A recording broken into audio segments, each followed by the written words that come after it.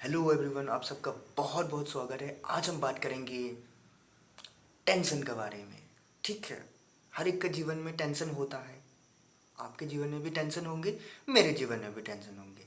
लेकिन ये जो टर्म टेंशन दिया गया है ना, एलन टेट के जरिए, ये बंदा लाइफ का टेंशन के बारे में बात नहीं कर रहा है। इसको टेंशन है, टेंशन पोइट्री का अंदर में है। ठीक है, पोइट्री में किस तरह का टेंशन चाहिए वो चिंता है इसको।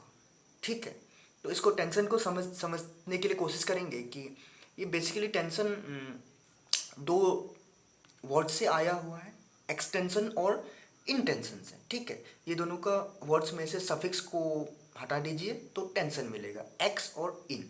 ठीक है, ये दोनों जब पोइट्री में होगा तो वो पोइट्री एलन टेट कंसिडर करता है बेस्ट। तो अभी ये समझने के लिए कोशिश करेंगे कि ये एक्सटेंशन क्या होता है, इंटेंशन क्या होता है। एक्सटेंशन को समझने के लिए आप लोग इसको बोल सकते हैं denotative in nature.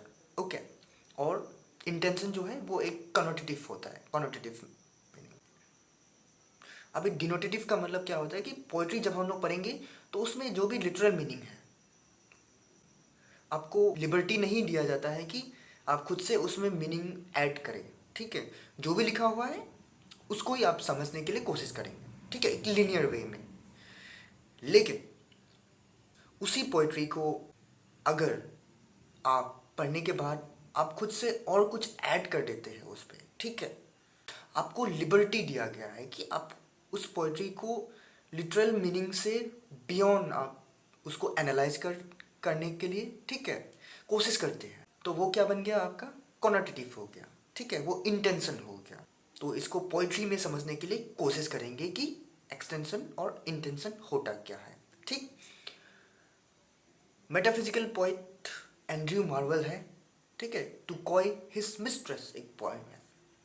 I hope कि आप सबको आप सब ने पढ़ा होगा। ये पोएम बहुत अच्छा पोएम है। ठीक है, मुझे तो बहुत पसंद आया है पर्सनली। मेटाफिजिकल जो पोइट्री है, मेटाफिजिकल पोम जो है वो बहुत अच्छा लगता है मेरे को। और जैसे कि जॉन डन हो गया। ठीक है, तो अभी टू कोई हिज मिस्ट्रेस में क्या बोला जाता है, अगर पूरा पोइम अगर आप लोग पढ़ेंगे तो उसमें सेंसुअलिटी का बात किया जाता है। ठीक है, पूरा पोइम में वो बन गया आपका denotative meaning.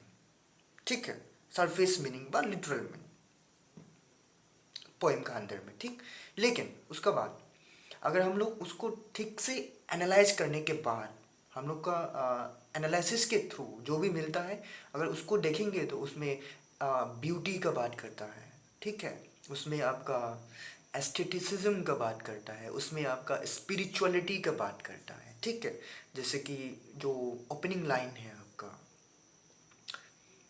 Had we but world enough and time, this coyness lady had no crime. ठीक है, अगर इसको डिनोटेटिव मीनिंग में अगर देखा जाए तो इसमें क्या है कि आपका फिजिकल लव के बारे में बात कर रहा है। ठीक है, लेकिन इसको अगर हम लोग कॉनोटेटिव मीनिंग में अगर बात करने के लिए कोशिश करेंगे तो इसमें स्पिरिचुअल लव का बारे में बात कर रहा है। ठीक है, आया समझ में। और कुछ लाइनें हैं, 100 years should go to praise thine eyes, है ना। जो बिलवड है उसका आँख को, दोनों आँख को प्रेज करने के लिए, ठीक है, अडोर करने के लिए 100 years लगेगा। ये आपका क्या हो गया, आपका डिनोटेटिव मीनिंग हो गया। आया समझ में। कॉनोटेटिव मीनिंग में क्या हो जाता है, इसका मतलब ये बताना चाहता है कि भाई उसका जो बिलवड है उसका आँख जो बहुत सुंदर है। ठीक है, इसका मतलब एक आँख को प्रेस करने के लिए कितना चाहिए, 50 years लग जाएगा। इसका मतलब बहुत बहुत ही सुंदर है। ठीक है, ये आपका क्या करता है, ये आपका इंटरप्रिटेशन है। ठीक है, आपको लिबर्टी दिया गया है कि आप इसको इस तरह से एनालाइज कर सकते हैं। ठीक है, और 200 years to adore each bliss. ठीक है, आई होप कि आपको समझ में आया है ये जो एलन टेट का टेंशन है, ठीक है। ये बंदा पोइट्री में टेंशन ढूंढने में लगा हुआ है, ठीक है, ना कि जीवन का टेंशन में। और एलन टेट कंसिडर करता है कि tension is the life of the pome, ठीक है।